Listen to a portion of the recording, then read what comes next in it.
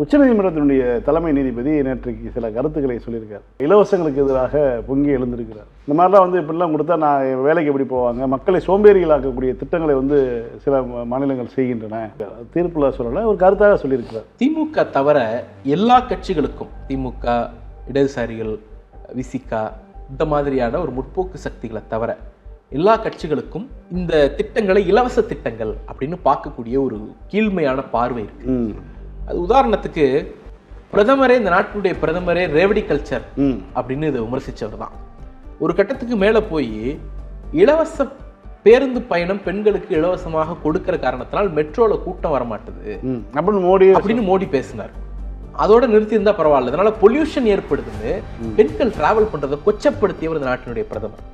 மனைவியை தவிர எல்லாத்தையும் கொடுப்பாங்க அப்படின்னு கேவலமா பேசினவர் அதிமுகவுடைய முன்னாள் அமைச்சர், அதிமுகவுடைய சிட்டிங் எம்பி சி.வி. சண்முகம்.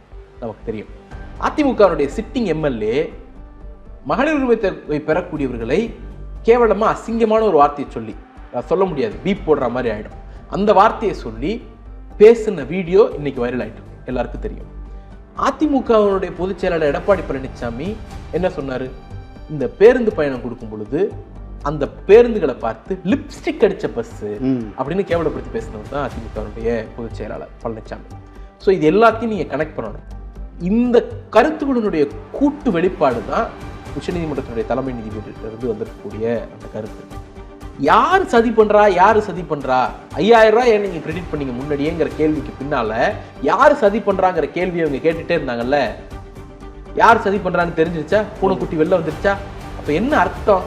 வெளிப்படையாக உங்களால் பார்க்க முடியாத ஒன்றை திராவிட முதல்வர் பார்ப்பார், உங்களால் கணிக்க முடியாத ஒன்றை, யூகிக்க முடியாத ஒன்றை அடுத்து நீ எங்க போய் நிப்ப அப்படிங்கிறது எங்க தலைவருக்கு தெரியும். நம்ம இப்ப நேற்றைக்கு தலை கொடுத்துருந்தாங்கன்னா ஒரு புரிஞ்சிருச்சுல்ல.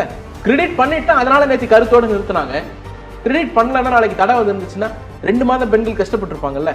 ஏன்னா இதை டிபெண்ட் பண்ணி ஒரு ஒரு செலவுகளை தீர்மானிச்சிருப்பாங்க. ஒன்றும் இல்லை, 1000 ரூபாய் வரதை வச்சு ஒருத்தர் சீட்டு கட்டிருக்கலாம். பெரும்பான்மையான குடும்பங்கள்ல அது ஒரு சேமிப்பா மாத்திட்டு இருக்கிறாங்க. அப்படிங்கிறப்போ இந்த 1000 ரூபாய் 2 மாசம் நிக்குதுங்கிறப்ப அது ஒரு பாதிப்பை ஏற்படுத்துமா இல்லை? இதை வச்சு ஒரு டிபெண்டபிலிட்டி கிரியேட் பண்ணிட்ட பிறகு அது அவர்கள் மிகப்பெரிய அளவில் பாதிக்குங்கிற காரணத்தினால தான் முன்கூட்டியே கிரெடிட் பண்றாரு. நீ எங்க போவ, என்ன பண்ணுவ, இது எல்லாத்தையும் அவருக்கு தெரியும். அதனால தான் மோடி, அமித்ஷா, ராஜதந்திரிக்கெல்லாம் ராஜதந்திரி, எந்த கொம்பாதி கொம்பனாலையும் 15 வருஷமா ட்ரை பண்ணி வீழ்த்த முடியாத இடத்துல தலைவர் இருக்கிறாருன்னா he knows everything. இலவசங்களை பத்தி பேசக்கூடிய யாரும் அம்பானிக்கு கொடுக்கறத பத்தியோ, அதானிக்கு கொடுக்கறத பத்தியோ, மல்லையா தப்பிச்சு போனதை பத்தியோ பேச மாட்டாங்க.